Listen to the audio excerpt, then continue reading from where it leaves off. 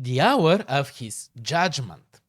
We are looking at Revelation chapter 14 this quarter, and more specifically at three messages in a vision that are relevant to our time.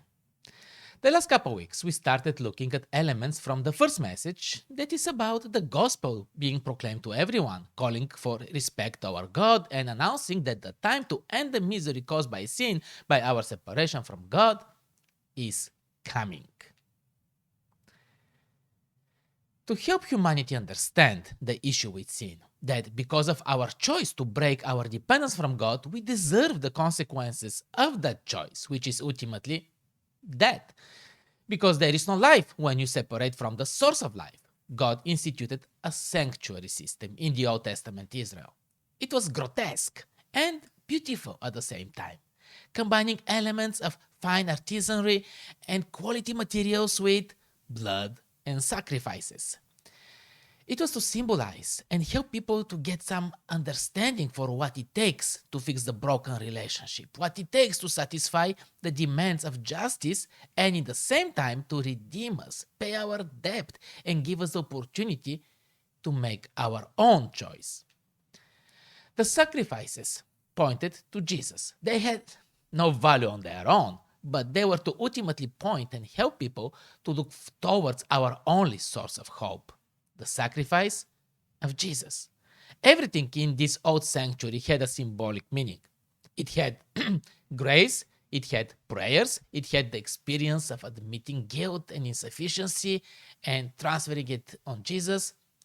But things don't just disappear. They may be transferred and delegated, but justice still needs to be served.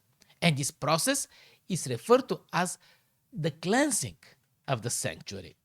In the book of Daniel, there is a prophecy about that, about the cleansing of the sanctuary. And it describes a process with periods in days and nights, which in the prophetic language is often understood to point to calendar years. This prophecy is what the study this week goes through, and it looks at the periods in it of 70 weeks, made of 69 weeks, and then there is a middle of the last week, etc., pointing to the time that was given to ancient Israel, pointing to the crucifixion of Messiah and Israel's rejection of him.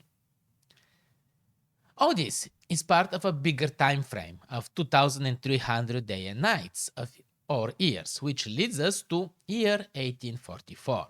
As we mentioned in the introduction for this quarter, lots of things happened that year, and there is much more to it, but the key for this week and this study is to understand the nature of our time.